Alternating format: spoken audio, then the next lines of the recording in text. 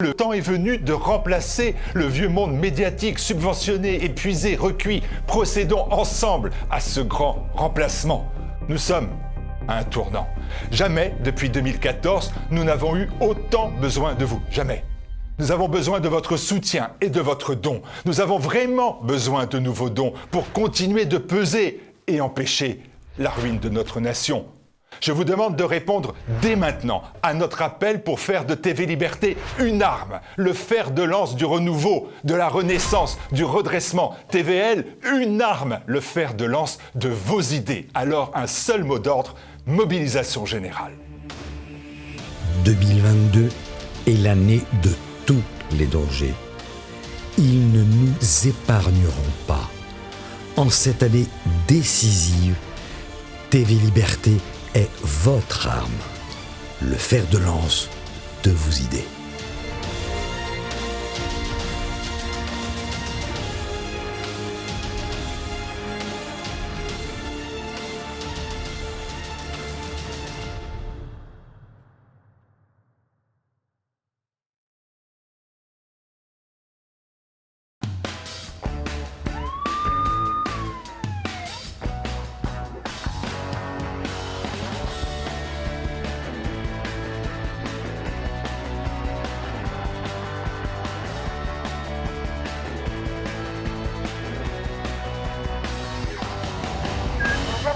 La police, ne quittez pas. Bien, bonjour à tous. Dans la continuité de nos émissions traitant de l'insécurité, de la police, de la délinquance, nous allons aujourd'hui vous proposer une émission un peu particulière. Vous savez qu'on parle énormément dans les médias, dans les politiques, surtout en cette période préélectorale où tout le monde y va de ses propositions, de la lutte contre les produits stupéfiants. Les dernières informations sur Marseille, un peu partout en France, parfois même dans des petites villes moyennes, nous montrent à quel point cette forme de délinquance, qu'est le trafic de stupéfiants, a réussi à pourrir notre nation et donne l'impression d'une incapacité à combattre ce fléau. Il faut savoir que la France a pour une fois un palmarès de tête, puisque nous sommes les premiers consommateurs de cannabis en Europe. Pour une fois qu'on est les premiers, il faut quand même le souligner. Aujourd'hui, une émission très particulière. Nous avons invité un dealer, un ancien dealer, qui est aujourd'hui, je peux vous l'assurer, totalement remis dans les rails et a une vie tout à fait normale, mais il a été un dealer important de la région parisienne. Avec mon collègue et complice Patrick Ivars, nous avons souhaité l'inviter. On l'appellera aujourd'hui Sofiane. Son visage sera flouté, sa voix également un peu floutée, pour préserver son anonymat, parce que je pense qu'il serait très très vite reconnu par les anciennes personnes qui l'ont connu.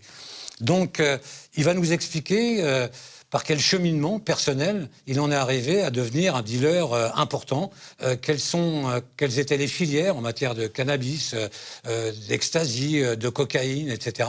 Et comment, quelque part, il inondait la région parisienne de ces produits. Nous débattrons ensuite avec Patrick des moyens de lutte dont dispose la police judiciaire, presque exclusivement, pour lutter contre ce fléau. Et vous verrez à quel point, aujourd'hui, au fil des décennies, au fil du temps, nous sommes totalement désarmés face à cette situation. Sofiane, bonjour. Bonjour. Je vous remercie tout d'abord d'être venu nous rejoindre aujourd'hui. Je sais que c'est un peu particulier, un peu risqué, mais je pense que c'est une émission qui va intéresser beaucoup de monde. On voudrait savoir un peu par quel cheminement, comment vous êtes arrivé à devenir un dealer et comment ça s'est passé. Quelles sont vos origines et comment sociologiquement vous êtes arrivé à cette situation. Déjà, merci de m'avoir invité sur votre plateau. Alors, je suis d'origine algérienne. Je suis né en France. Donc, je suis français avant tout. J'ai grandi en région parisienne. J'y suis resté jusqu'à aujourd'hui. Donc, mon parcours, pour faire un peu simple et aller au plus vite, j'ai toujours été un élève très brillant à l'école. J'ai bénéficié de l'école de la République un peu comme tout le monde. Et je veux dire que le tournant un peu de ma vie, ça a été un décès d'un proche qui m'a fait un peu basculer, entre guillemets, dans la petite délinquance au début, en faisant des petits trafics de vol de vélo, des choses comme ça. Et au fur et à mesure du temps, j'étais attiré uniquement par l'argent et rien d'autre, pas forcément la gloire. Et donc je me suis orienté vers ce qui se faisait le plus on va dire à ce moment-là, dans ma petite commune, c'était le trafic de stupéfiants. Une commune de banlieue parisienne? C'est une commune de banlieue parisienne, très réputée pour le trafic de hashish à cette époque-là. Donc j'ai commencé à gravir les échelons petit à petit. J'ai toujours été à mon compte, j'ai jamais travaillé pour qui que ce soit. Donc j'ai commencé par dealer de la barrette, tout simplement. Au fur et à mesure, à tous les étudiants et les belles personnes, on va dire, ou les enfants des belles personnes de la région parisienne. Et puis au fur et à mesure que j'engrangeais de l'argent, je me suis mis à gravir les échelons au fur et à mesure et à m'intéresser à d'autres substances qui étaient beaucoup plus bénéfiques. Pour que tout le monde puisse bien comprendre, au début, vous vous approvisionnez auprès de dealers déjà de votre quartier. Exactement. Des dealers locaux qui me fournissaient en semi-quantité, on va dire. Tout au départ, parce que j'avais pas spécialement toute la logistique derrière pour pouvoir assurer de la grosse, on va dire, une grosse distribution. Vous vendiez sur la voie publique ou en appartement ou comment vous faisiez? Non, on vendait sur la voie publique, principalement dans des halls d'immeubles. On va dire à l'abri des regards quand même. Et donc petit à petit, l'argent rentre. Vous vous rendez compte que c'est de l'argent quelque part facile et qu'il y a un bénéfice important que vous faites. Et là, vous décidez de franchir un échelon. C'est ça, tout à fait. Le bénéfice n'est pas si important qu'on a pu l'entendre par rapport aux médias ou ce qu'on peut voir dans les articles de journaux et tout ça. Je dirais que principalement le chiffre d'affaires du trafic de stupéfiants et surtout un peu de l'évasion fiscale, parce que ça part à l'étranger, sincèrement. Ça part au Maroc ou ça part en Amérique du Sud pour la cocaïne. C'est pas le petit dealer en bas d'une tour d'immeuble qui engrange le plus de bénéfices sur un chiffre d'affaires. S'il fait un chiffre d'affaires de 1 000 euros, il va peut-être faire 100, 150 euros de bénéfices. Et le reste, vous parlez par jour? Par jour. S'il atteint cette somme-là. Aujourd'hui, on n'est plus dans ce cas-là. À l'époque, on était largement dans ce cas-là parce qu'on pouvait facilement cibler une dizaine de points de vente en Ile-de-France. Alors qu'aujourd'hui, c'est beaucoup plus répandu. À l'époque, les gens se déplaçaient pour pouvoir se réapprovisionner en petite quantité. Aujourd'hui, maintenant, n'importe quelle personne peut trouver une barrette en bas de chez soi. Ce qui n'était pas le cas à l'époque. À l'époque, c'était des techniques qui étaient maîtrisées par une certaine partie de la jeunesse, on va dire, parisienne. Bourgeoise un peu, peut-être. Pour la deal? Non, pour la vente, pour l'achat. Pour l'achat, c'était bourgeois. Voilà. Pas que, mais principalement. Pour la deal, c'était pareil. C'était quand même un certain savoir-faire qui était centralisé sur une petite catégorie de personnes. Aujourd'hui, c'est plus répandu. Maintenant, les méthodes sont connues, les techniques sont connues. Donc, maintenant, n'importe quelle petite personne de Neuilly ou du 16e arrondissement peut monter son petit trafic. Alors, c'est important parce qu'on va essayer d'aller crescendo pour que les téléspectateurs comprennent bien. J'ai été longtemps, moi également, à la brigade des stupéfiants. Et je le dis souvent, j'ai été policier pendant 40 ans, donc j'ai connu les années 70, où à la brigade des stupéfiants, le fichier des toxicomanes tenait dans une boîte à chaussures. Il n'y avait même qu'un seul groupe. Il y avait la brigade mondaine qui s'occupait des mœurs, et il y avait un groupe particulier qui s'occupait des stupéfiants, pour vous rendre compte. Donc, à travers votre témoignage, on apprend que c'est quelque part, la vente est quelque part artisanale, quelque part un peu discrétionnaire, et que la population de consommateurs, elle est également discrétionnaire. C'est ce que j'ai connu, moi. C'est-à-dire que c'était le monde du showbiz, c'était le monde un peu de la bourgeoisie, le monde des intellectuels qui fumaient du shit, etc. etc. Et aujourd'hui, vous en êtes le premier à en témoigner, on en trouve partout. C'est-à-dire que par ruissellement, j'aime bien ce mot-là, par ruissellement, aujourd'hui, on a une population énorme qui consomme des produits stupéfiants. En fin de compte, ça a été quelque part ce que moi j'appelle la démocratisation d'un vice, la vulgarisation d'un vice, très certainement véhiculé par les médias qui trouvaient ça bien, etc., etc. Et aujourd'hui, ça nous donne ce que l'on connaît aujourd'hui. Moi, j'ai souvenir des points de vente, les points de deal étaient souvent en appartement. Vous me parlez je parle de la cocaïne et l'héroïne, par exemple, c'était souvent en appartement et c'était très discrétionnaire, alors qu'aujourd'hui, ça s'est totalement répandu. Donc après, pour poursuivre, c'était juste un aparté pour qu'on y aille le plus crescendo possible. Non, donc après, ce que vous dites, ça reprend un peu ce que j'ai dit tout à l'heure, sans compter par rapport à ce que vous avez dit, les médias sur la démocratisation du trafic de stupéfiants et aussi les politiques qui ont commencé à s'y mettre aussi à chaque élection. Il y en a toujours un pour sortir la légalisation ou la dépénalisation du trafic de stupéfiants. Donc forcément, ça donne du crédit au trafic de stupéfiants un peu, parce que sincèrement, quand j'entendais ça, moi à l'époque en plein trafic, j'étais content. Je me dis, tiens, c'est génial, si jamais on légalise le trafic de stupéfiants, bah, je pourrais ouvrir mon petit coffee shop et rentrer un petit peu dans... C'est très intéressant ce que vous dites, parce que voilà, ça éclaire un peu le débat sur cette dépénalisation.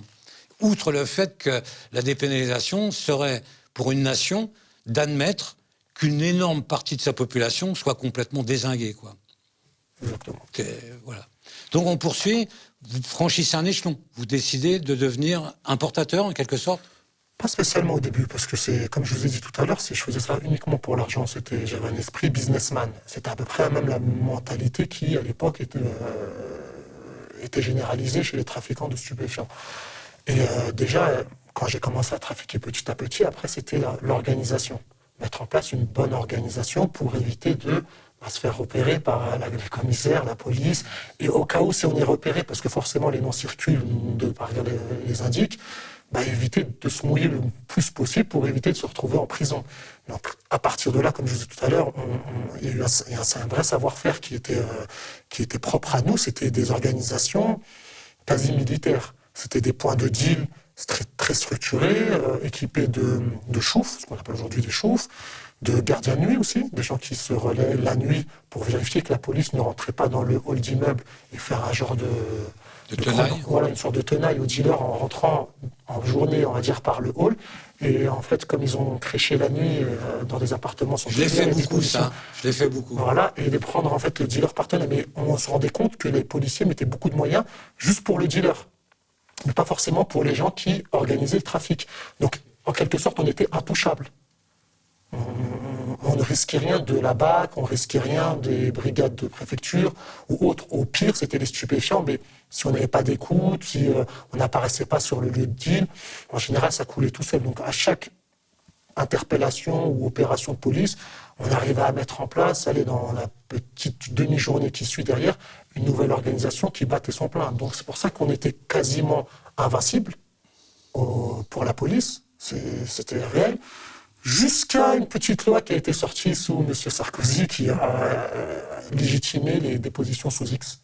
Ce qui a permis justement de faire un gros ménage au niveau des gens qui organisaient et qui tenaient ces trafics-là. Voilà, alors ce que vous venez de dire est extraordinairement important, surtout à l'adresse de nos téléspectateurs, pour qu'ils comprennent. Lorsque les déclarations politiques disent on va lutter contre les trafiquants, on va mettre le paquet, on ne pense qu'à ça, on ne va s'occuper que de ça, vous venez de nous démontrer qu'en fin de compte, c'est extraordinairement complexe, que se met en place une véritable intelligence de marketing, une intelligence pour conquérir des marchés, comme si on était dans le privé. Et qu'en fin de compte, il y a autour de tout ça une très grande intelligence. Ce que vous citiez tout à l'heure, moi je l'ai fait. C'est-à-dire on rentrait dans la nuit dans les halls d'immeubles, on se mettait au dernier étage, on attendait que le dealer vienne le matin, et on le pétait le matin quand il se mettait à vendre. L'explication que vous donnez, pour défier tout ça, montre à quel point vous faisiez preuve d'une véritable intelligence.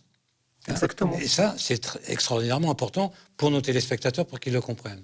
On n'était pas dans la confrontation. C'est-à-dire même la police, lorsqu'elle rentrait dans l'immeuble, on ne rentrait pas derrière pour les intimider, leur faire peur ou les faire sortir.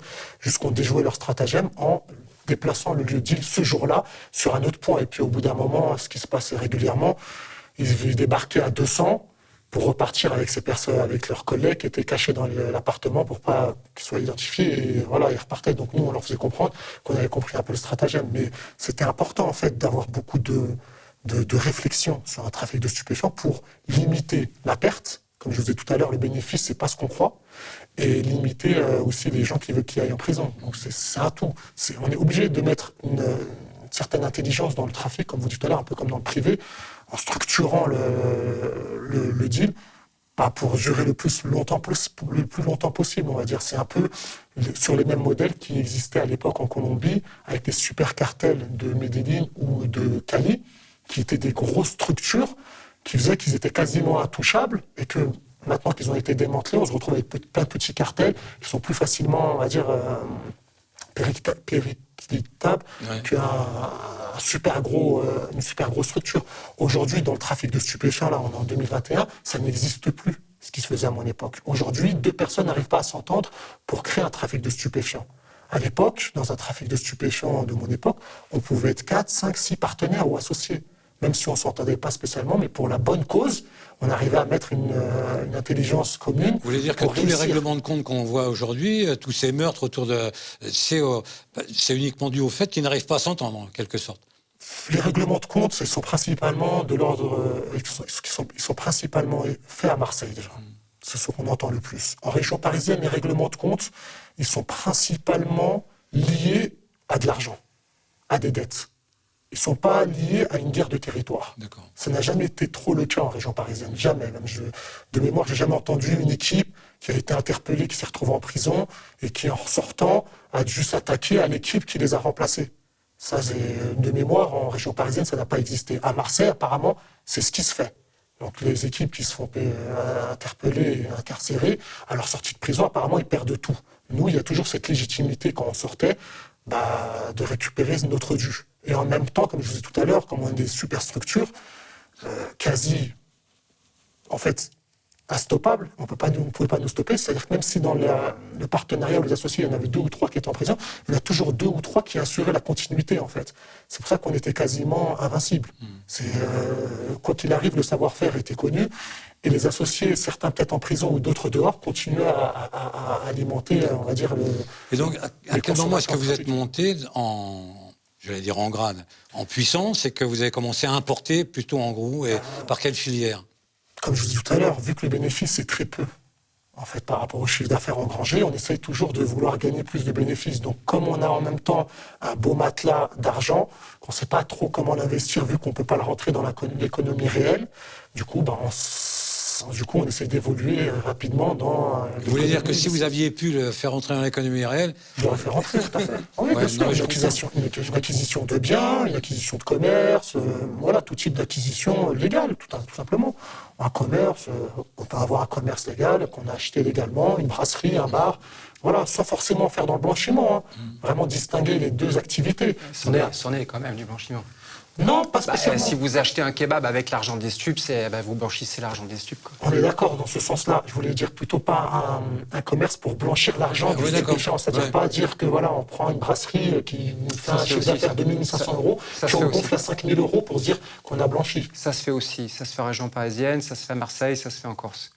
Alors donc, ça se fait, mais c'était pas l'objectif qu'on va dire. C'était pas... Donc, à quel moment est-ce que vous franchissez une nouvelle étape et que vous importez... Quasi en même temps, c'est-à-dire je conserve toujours les activités de stupéfiants de base, le cannabis, l'herbe, et puis on se ravitaille petit à petit en Hollande, qui est à la proximité de Paris, on en a pour 4-5 heures de route, les frontières sont ouvertes, voilà, avec un beau C'est quel produit? Excusez-moi, c'est quel produit? La Hollande, ça va être c'est pas la résine? Oui. Non, pas la résine, c'est principalement l'herbe et les extasies. Alors ouais, mais c'est pas de l'herbe qui vient du Rif marocain, c'est de l'herbe qui pousse en Hollande dans des serres avec des ingénieurs agronomes qui les font pousser correctement, c'est ça ou pas? C'est ça, le jargon c'est BER. Ouais, de la BER. Voilà, on appelle ça de la BER. Non, mais ce que je veux dire par là, c'est que c'est pas de l'herbe qui vient d'Afrique du Nord, c'est de l'herbe qui pousse directement en Hollande. Exactement. Voilà. Et est-ce que vous avez eu des liens avec l'Espagne, le Maroc Par la suite, oui, forcément. Dans un premier temps, c'est donc les Pays-Bas. Premier temps, c'est un Pays-Bas. C'est la proximité, c'est la facilité. J'étais très jeune, j'avais 17-18 ans, donc je ne pouvais pas non plus m'amuser. Vous étiez déjà un grand entrepreneur à 17-18 ans. J'étais déjà bien développé, on va dire. C'était déjà mon activité déjà bien développée. Et ensuite, l'Espagne, c'est venu par la suite, parce que c'est pas évident aussi de se retrouver à un jeune âge comme ça, sur des plans en Espagne. En général, c'est souvent des gens un peu plus âgés qui entendent notre réputation, qui ont confiance en nous et qui se disent tiens, pourquoi pas. Et puis, on ramène aussi de l'argent, ce qui permet à eux aussi de grossir leurs commandes. Il faut savoir, dans un GoFast, très rarement, toute la marchandise appartient à une seule équipe. Ouais. En général, c'est une association, exactement, c'est une association d'individus qui met chacun selon leurs moyens pour se retrouver, on va dire, avec peut-être 300, 400, 500 kilos, puis arriver à bon port. Ils se partagent proportionnellement selon leur investissement. Donc je me suis retrouvé, moi, un peu dans une équipe comme celle-là. Donc je me suis retrouvé à aller en Espagne, du côté de Malaga. C'était la ville, on va dire, transitaire entre le Maroc et la France. Et je me ravitaillais là-bas avec une équipe assez connue aujourd'hui. Et là, on parle de résine, cette fois. Là, on parle principalement de résine. Ouais, l'herbe, en fait, l'herbe, la BER, je ne sais pas comment on pourrait donner quel autre nom, c'est principalement un produit hollandais. Ces dernières années, ils l'ont apporté en France, c'est-à-dire la culture s'est développée en France. Donc il y a eu des petits malins qui ont acheté des pieds d'herbe, qui les ont apportés en France et qui les ont... Qui tentent de les faire pousser. Et qui les font pousser même, France, pas qu'ils les tentent. Ça demande du boulot. Hein. Ça il faut de la lumière, il faut de l'eau. Oui, ils réussissent. Ils arrivent à faire des déviations d'EDF et tout ça. C'est ça, mais ça se voit à l'EDF quand même. C'est ça. Mais ils y arrivent quand même et ça se vend. Et donc là, ça installe un trafic quelque part régulier entre l'Espagne, enfin le Maroc, l'Espagne et vous. C'est ça.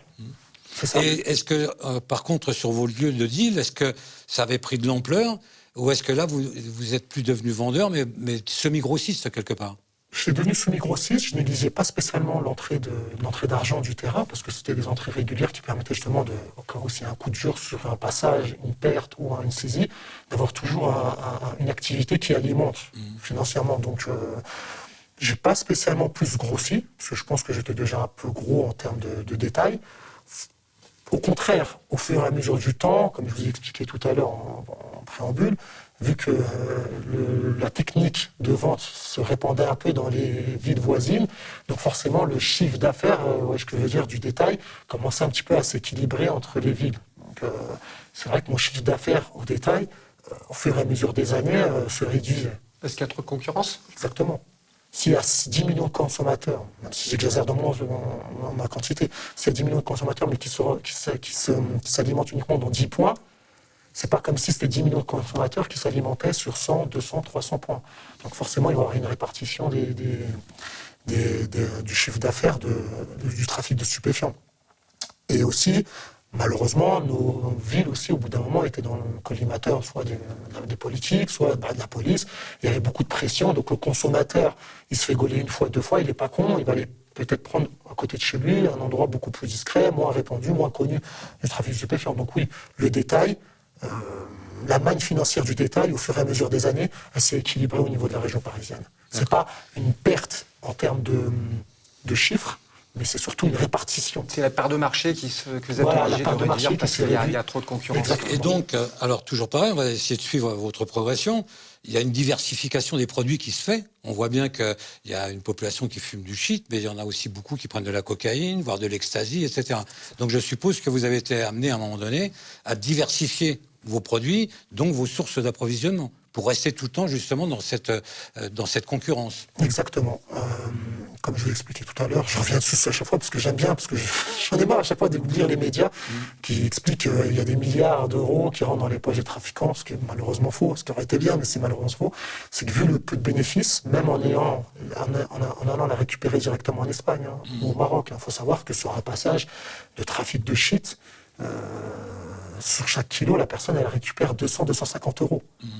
Par kilo de bénéfices, en allant la chercher en Espagne. Ouais. Donc la majorité de partie de l'argent, ça va au Maroc, aux Marocains, c'est-à-dire aux gros trafiquants. On ne va pas pleurer non plus. Hein. Non, je ne dis pas qu'on pleure, mais simplement je rétablis une vérité, c'est que sur 200 kilos, entre guillemets, la personne ne se fait que 500 000 euros de bénéfices. Donc en fait, pour être un gros, il faut directement l'aller chercher au Maroc. Au bout d'un moment, voilà, c'est ça. Il faut aller la chercher au Maroc, sauf que les Marocains, ce n'est pas des cons. Et ils sont pleins de partenariats et d'arrangements. Donc c'est pareil, c'est-à-dire que quand il y a 1 tonne ou 2 tonnes qui rentrent en France, c'est pas 2 tonnes qui appartiennent aux trafiquants français. Dans les 2 tonnes, souvent l'arrangement c'était 1 tonne pour le Marocain, 1 tonne pour le Français, exactement, mais 1 tonne pour le Marocain au prix de la France. Et 1 tonne au prix du Maroc. Avec ses faux frais à lui, qui fait que le kilo, il augmente toujours d'un petit peu, parce que c'est des petits rapias, et il ne déclare jamais le vrai chiffre, et il essaie toujours de gratter 50 ou 100 euros en plus. Il paraît que c'est dans leur culture, ça. C'est possible. C'est possible. En tout cas, c'était les arrangements, les principaux arrangements qui existent aujourd'hui, même je pense qu'ils sont toujours répandus, sur une répartition de la quantité entre le local. Sofiane, là, c'est quand même de haut de gamme, on n'est plus dans le deal de banlieue, là.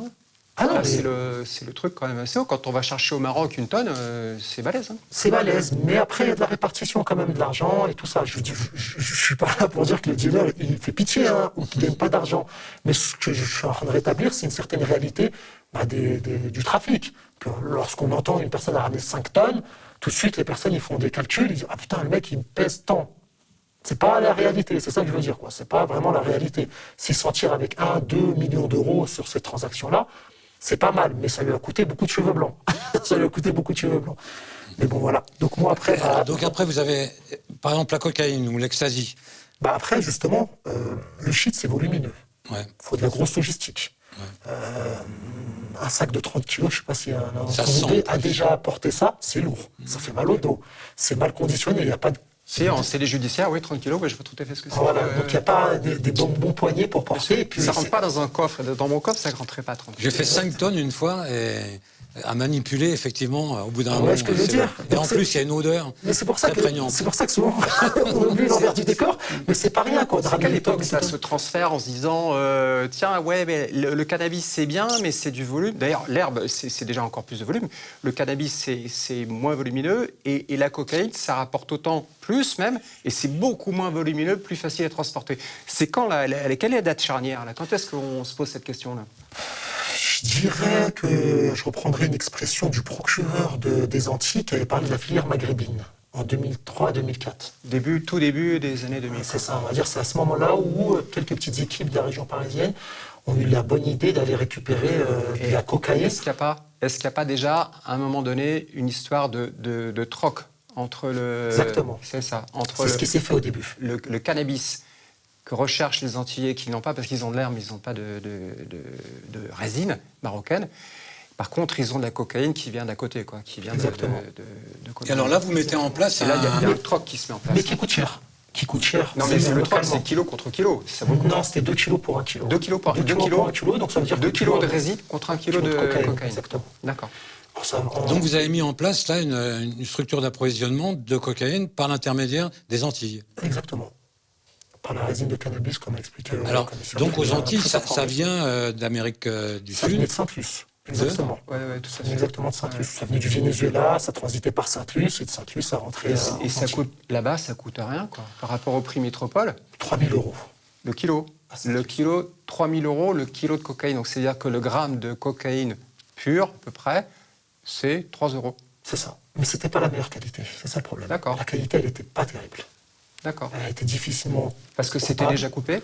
Non, elle était pure, selon les tests. D'accord. Mais c'était pas la bonne qualité, on va dire. Mais il y quand avait même, une meilleure qualité dans d'autres régions. C'était quand même 3 euros le gramme, quoi. 3 euros le gramme, ouais. Revendu à cette époque-là entre 25 et 30 000 euros le kilo.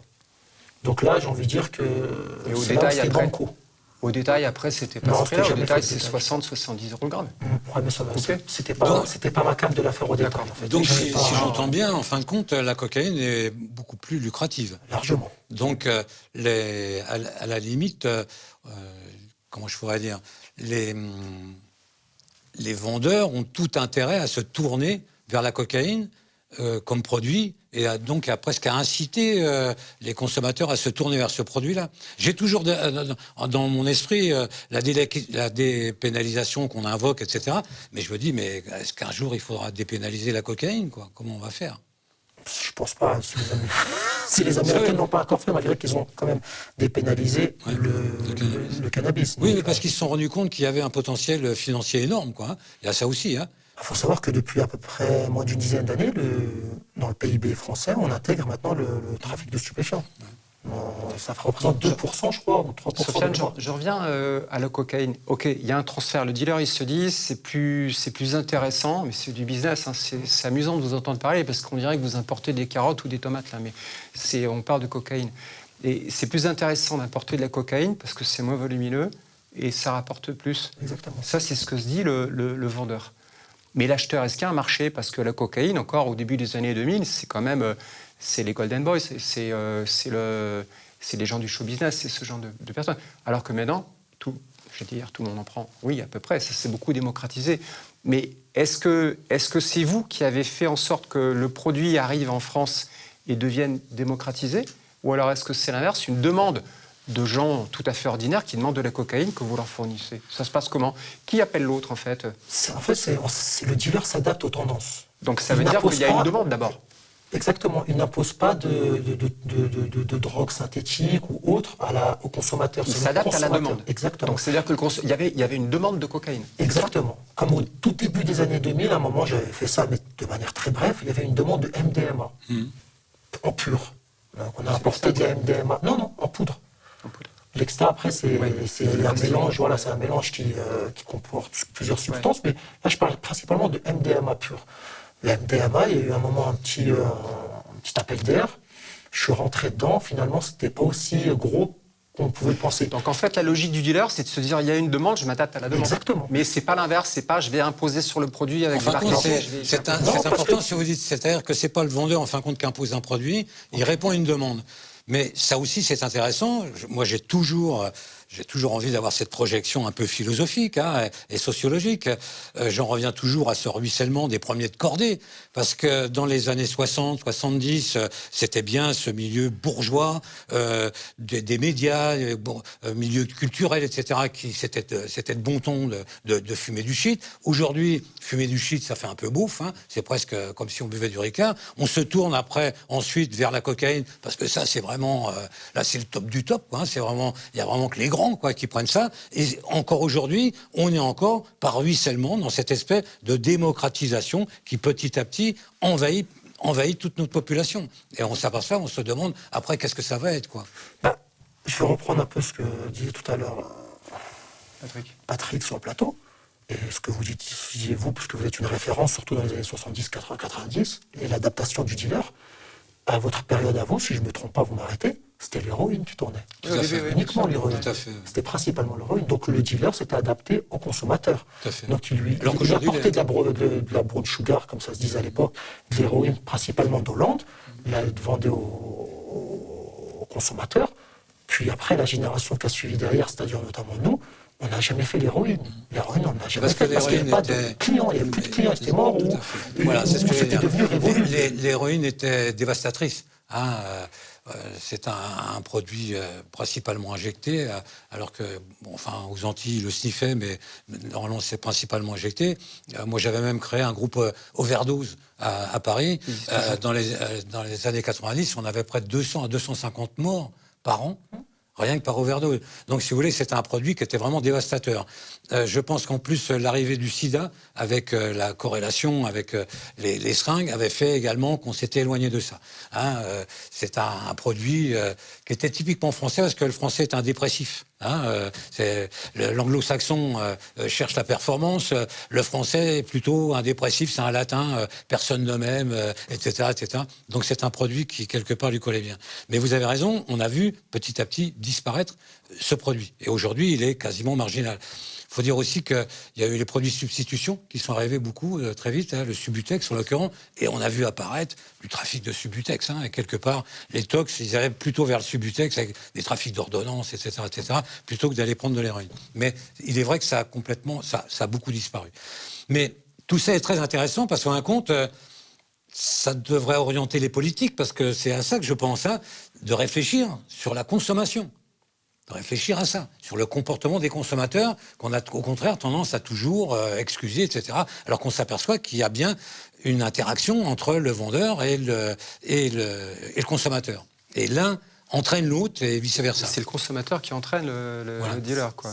Donc vous avez mis en place... L'héroïne revient un peu quand même. Il paraît. L'héroïne revient un peu. Ça revient un peu dans la logique du voleur et du receleur. En général, au niveau pénal, ils prennent quasiment la même peine. Bon, parfois, le receleur prend parfois plus que le voleur. Parce que s'il n'y a pas de receleur, il n'y a pas de voleur. Non, mais ce que je veux dire par là, c'est que, toujours pareil, par renoncement, quoi. Le politique passe son temps à renoncer. On a considéré que le toxicomane, c'était pas grave, il fallait le dépénaliser. On en est même arrivé à mettre une contravention maintenant, quelque part. Des services de shoot. Voilà, quelque part, il va se tordre de rire, quoi. On ne s'en sortira pas, quoi. On s'en sortira pas. C'est compliqué. C'est très compliqué. À moins, moi j'ai quelques solutions, mais je pense. Mais on en était à la cocaïne des Antilles avec le troc et puis avec l'arrivée. Mais ça vient d'où? Alors ça passe par Guadeloupe, Martinique? Guadeloupe, Martinique principalement. Saint-Plus. Alors par bateau, par avion, par avion principalement. Par avion. Et puis après il y a eu des petits malins qui ont trouvé aussi une technique de conteneur. Ouais, bien sûr, avec les cargos. Mais il y a le pont aérien actuellement.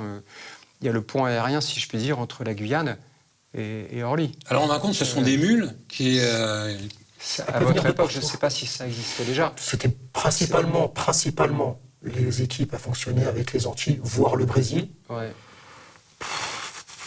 Très peu par la Guyane, très peu. Mais là, actuellement, c'est ce qui marche fort, autant que je sache. C'est les mules qui prennent l'avion à l'aéroport de Cayenne et qui atterrissent à Orly. Il semble qu'il y ait à peu près dans tous les avions, je crois qu'il y a un avion par jour, Dans tous les avions, il y a plusieurs mules incorporées qui portent quelque chose comme 600-700 grammes de cocaïne, me semble. Quand je vois que le temps passe, nous, on a vu cette évolution. Moi, je suis un témoin du passé. Je peux vous dire à quel point on a vu cette évolution.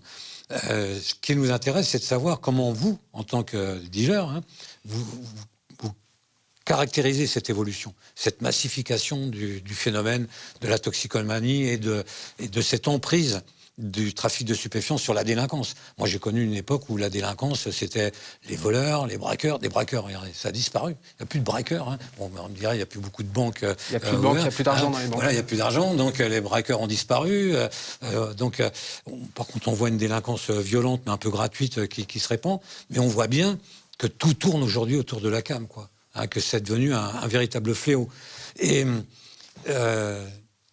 les politiques s'emparent de ce problème-là, la société tout entière s'interroge sur comment faire, puisqu'on s'aperçoit que même maintenant, des villes moyennes de 10 000 habitants, 15 000 habitants sont touchées par ce phénomène, et on se demande comment résoudre ce problème-là. Vous, votre vision vous allez nous aider, votre vision de dealer, qu'est-ce qu'il faudrait faire pour mettre un terme à tout ça ? Ou tout du moins, l'enrayer vraiment, quoi. Être vraiment efficace, autre chose que se promener, mettre du bleu partout, etc. En toute sincérité, ça va peut-être pas vous plaire ce que je vais vous dire, mais on voit bien, et on l'a vu ces dernières années, qu'il y a quand même une certaine complicité entre le dealer, très très gros dealer, et on va dire certains très très gros flics aussi. Vous pensez à qui ? Donc, c'est-à-dire ? Pas besoin de donner de nom, je pense qu'on a eu tous dernièrement la même information possible, voilà. Ouais. Entre autres. C'est-à-dire qu'il y a eu une année, 2003-2004, peut-être facilement trouvable sur YouTube, où j'ai assisté à un reportage un dimanche soir d'M6, je ne sais plus si c'était Zone Interdite ou l'autre capitale, où des policiers de l'Octrice à l'époque étaient partis chercher un Brésilien au Brésil, avec 50 kilos de cocaïne dans sa valise, l'avait ramené jusqu'à Nice, pour leur vendre. Dans un parking souterrain. Tout ça pour arrêter un client qui était venu pour acheter ses 50 kilos de cocaïne. Et on voit, pendant le reportage, que toute la logistique est assurée par cette brigade. Je crois que je connais l'affaire. Donc ce Niçois-là... C'est ce qu'on appelle des livraisons surveillées. En 2003-2004. Donc ce Niçois-là, je ne pense pas qu'il aurait eu les moyens, la logistique, les contacts pour s'approvisionner de 50 kilos de cocaïne au Brésil. Mais par l'aide de cette filière policière, il a réussi à s'approvisionner. Bon, il s'est fait arrêter 2 secondes après, mais quand même, vous voyez ce que je veux dire. Donc on voit bien, et c'était quand même qu'en 2003, qu'il y a quand même certains passe-droits qui permettent à des dealers de se faciliter dans la logistique. Là, vous décrivez un système qui tourne en rond entre police et dealers. C'est-à-dire que j'accuse personne. Moi non plus. La police facilite le travail de certains dealers de façon à ce que les dealers puissent leur donner d'autres dealers et ainsi de suite, c'est ça ? C'est ce qu'on a vu ces dernières années, en tout cas dans des approvisionnements de cannabis. Mais ça, c'est pas la solution. Ça permet de faire des affaires, mais est-ce que ça permet d'éradiquer le trafic ? Ça permet pas d'éradiquer. Je vais vous faire une... Pour l'éradiquer, sincèrement, après, il y a une deuxième idée, où on peut s'inspirer un peu de ce que font les États-Unis, ce qu'ils appellent l'extrajudiciarisation. Ils n'ont pas hésité, dans les années 80-90, à s'attaquer directement à des Colombiens de nationalité. Mais ça ne marche pas, les États-Unis. Si on fait peur aux Marocains, le gars qui est dans sa montagne en train de produire à la foison, si on le met sous mandat d'arrêt ou autre... Il s'en fout complètement. Et ça ne marche pas, les États-Unis. Quand ils bombardent exfoliant la Colombie, ça ne marche pas. Après, c'est curieux que vous n'ayez pas évoqué... Ils vont en faire pousser en Bolivie ou au Pérou ou ailleurs. C'est curieux que vous n'ayez pas évoqué la sévérité des peines. Vous, qu'est-ce qui vous faisait peur ? Aller en prison ou faire descendre par des concurrents ? Ou me faire descendre ? Par des concurrents. Je pensais plutôt faire descendre. Bah oui, bien sûr, évidemment. Mais quel était le risque ? De me faire descendre ? Réel. De me faire descendre ? Ouais. Quasi nul. C'est pour ça. Et d'aller en prison ?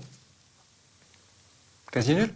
A été quasi nul jusqu'à une torsion judiciaire. C'est ça, d'accord. C'est-à-dire peut-être s'octroyer des lois qui ne sont pas trop des lois pour pouvoir mettre un terme, alors dans ces cas-là, à des trafics de stupéfiants. Ah, j'ai pas compris. C'est-à-dire qu'une personne qui est en haut d'une pyramide dans un trafic de stupéfiants, hormis être dénoncé par un lieutenant, à quel moment on peut l'arrêter ? S'il n'est pas sur écoute, bien sûr, s'il ne fait pas de gaffe. À quel moment, avec les outils que la justice ou la police a, peut faire le lien entre 50 tonnes de shit qui a transité par camion du Maroc jusqu'à Paris, et lui qui est installé dans je ne sais quel pays à travers le globe, parce qu'ils ont bien sûr des moyens financiers.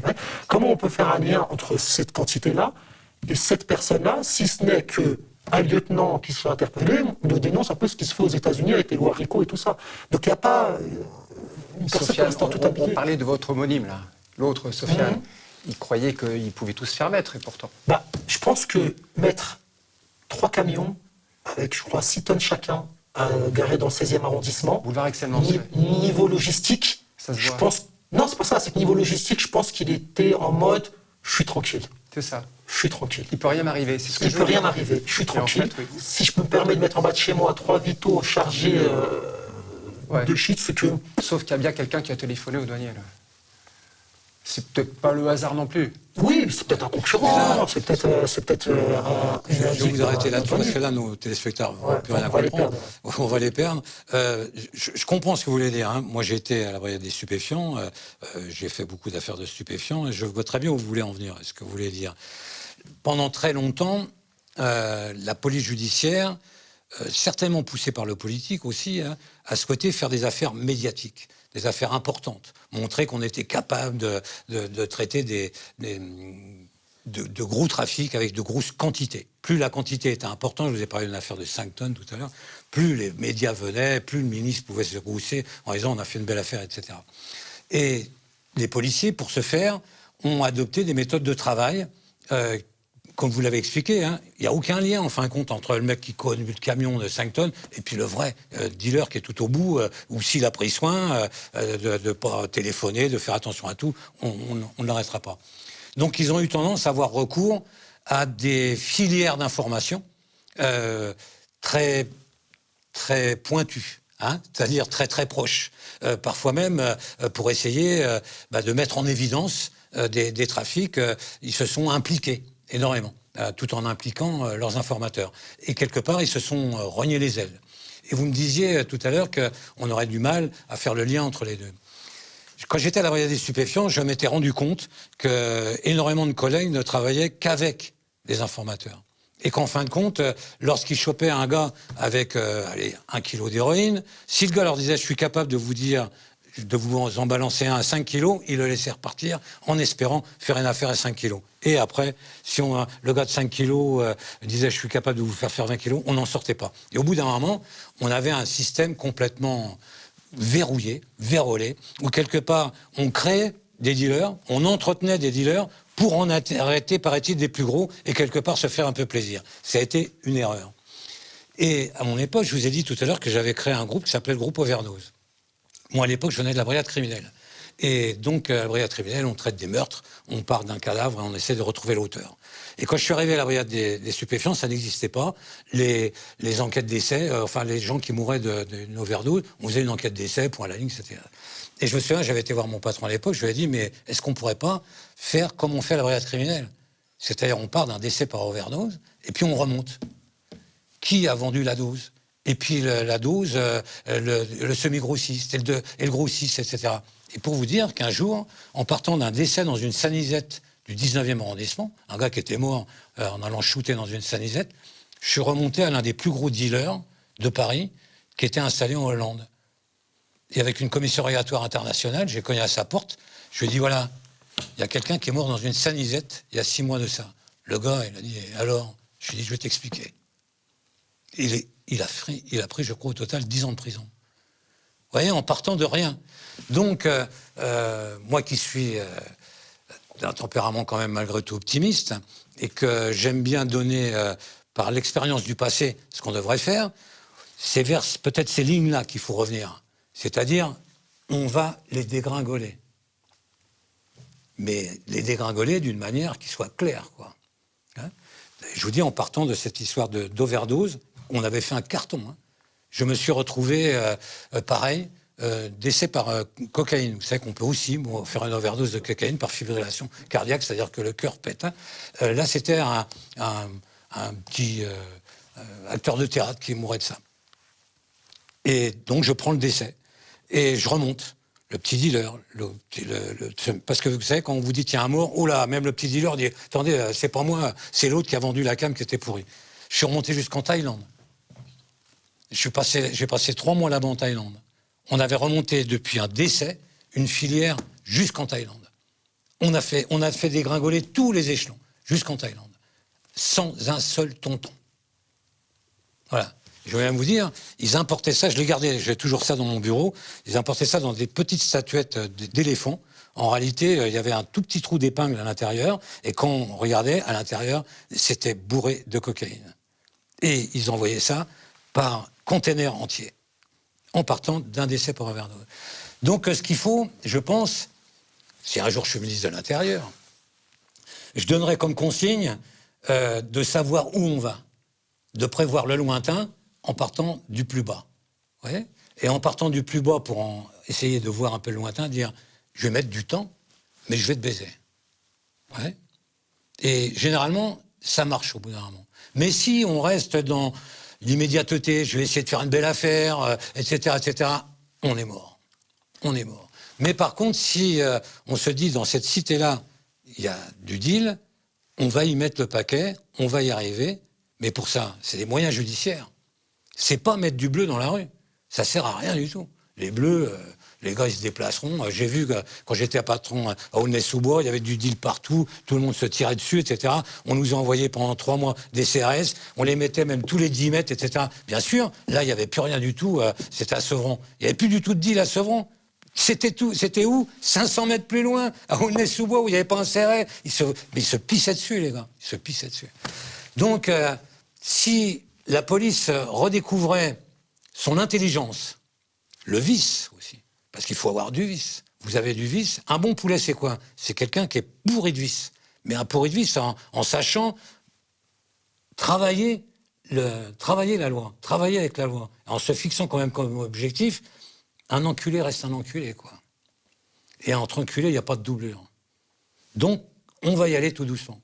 Moi, c'est les conseils que je donnerais si j'étais ministre de l'Intérieur. Voilà, Maurice, aujourd'hui, ministre de l'Intérieur, ça va dépoter. Et aujourd'hui, j'entends, on va lutter contre les stupes. Quand je suis devant mon poste de télévision à la retraite, je me pisse dessus. Après, j'ai une question. Est-ce que vous pensez que la police d'aujourd'hui, les policiers d'aujourd'hui, ont cette capacité-là? Alors, justement, on va y revenir. C'est mon grand débat.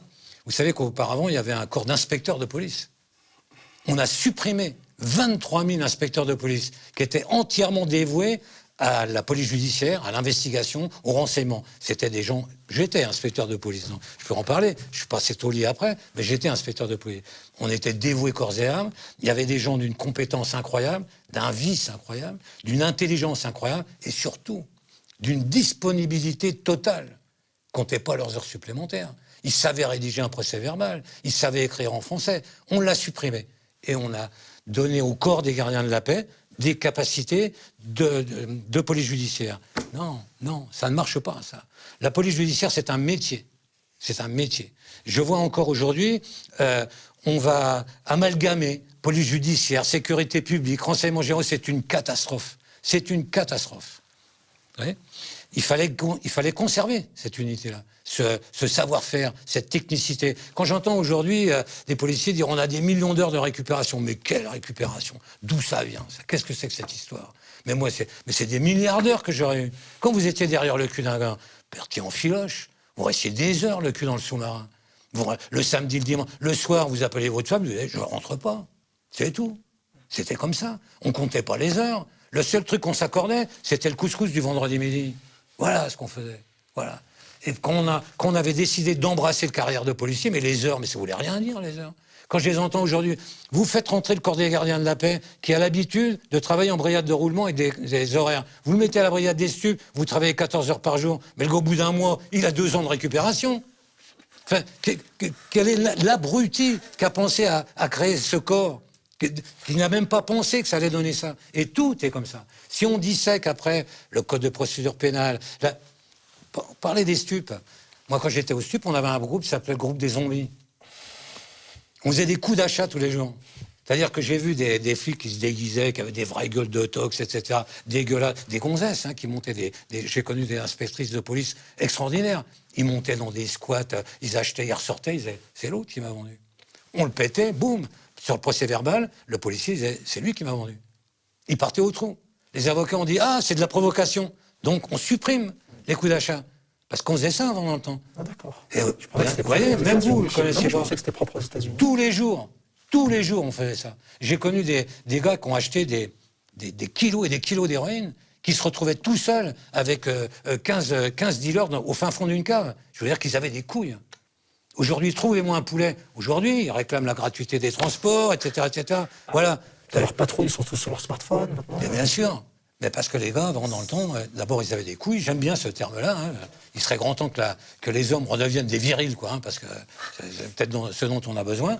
Et puis surtout, cette espèce de professionnalisme, cette espèce de don de soi, en disant toujours pareil, je vais t'avoir, mon bonhomme. Je vais t'avoir. Vous voyez, donc ça, on l'a supprimé. Parce que c'était de la provocation. C'est-à-dire que le mec qui vend tous les jours, quand vous y allez en disant, tiens, il m'a vendu, ah, stop, le policier, il a fait la provocation. C'est pourquoi ça ne marche pas aussi. En 1980, 7 000 avocats. Aujourd'hui, 70 000. Imaginez qu'en 40 ans, on ait doublé le nombre des policiers. On serait 1 400 000 aujourd'hui, au lieu d'être 140 000. Cherchez pas, hein. Aujourd'hui, qu'est-ce qu'il fait dire? Ah, je veux voir mon avocat. Ton quoi, on disait dans le temps? Ton quoi? Ouais, Maurice, c'est en train de vous expliquer comment on a failli vous arrêter. Est-ce que je peux poser une question, oui. Maurice? Ouais. Non, je pense pas qu'ils m'ont arrêté. Non, je pense pas. Je fais pas de coup d'achat. Ça aurait pu quand même. Moi, j'ai une question pour Sofiane. Ouais. Ça sera la dernière. Ça sera la dernière. Ouais. Sofiane, pourquoi est-ce que vous avez arrêté? Bah écoutez, j'ai eu un chemin spirituel qui m'a amené à arrêter, justement. Ah ouais. Vous avez été converti au christianisme, peut-être, non? Pas du tout. Non, pas du tout. Mais c'est une religion que je respecte beaucoup, et donc c'est par ce cheminement spirituel, individuel, sans forçage ou autre, qui m'a amené à vraiment tourner le dos à tout ce qui était trafic de stupéfiants et autres. Donc vous avez un peu de morale quand même, alors? C'est ça. Vous avez retrouvé le chemin de la Des morale. valeurs, des morales et tout ça. Écoutez, on va terminer sur que vous n'aviez pas on va terminer sur cette dernière phrase de retour à la morale, qui est peut-être l'un des grands thèmes de la campagne électorale future, là. Et si on redécouvrait la respectabilité? Si on redécouvrait l'honnêteté? Voilà, ça sera le mot de la fin. Et je vous dis à bientôt, chers amis.